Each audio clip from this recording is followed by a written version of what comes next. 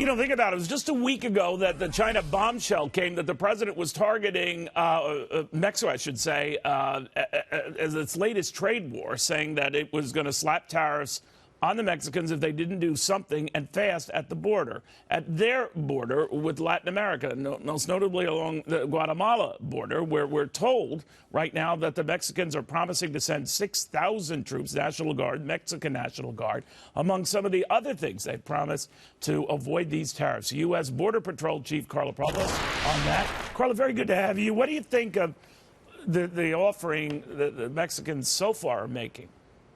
Well, I can tell you that any support that we can get, we will take. And certainly, if they can address the situation at their border with Guatemala, that helps us. And it prevents these migrants from making that dangerous trip as well. And it prevents the money from getting into the hands of the smugglers.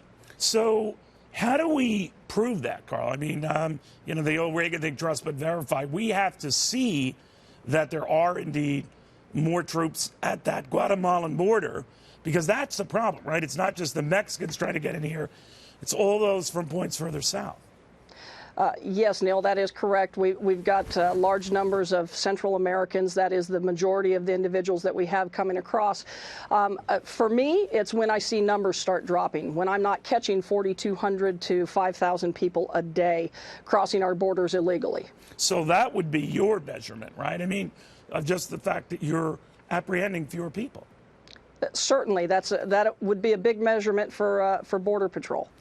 Meanwhile, the surge in migrants at the border, we get a lot of different stories on. I don't know if that will be addressed here or how quickly it could be addressed here, but what's the latest?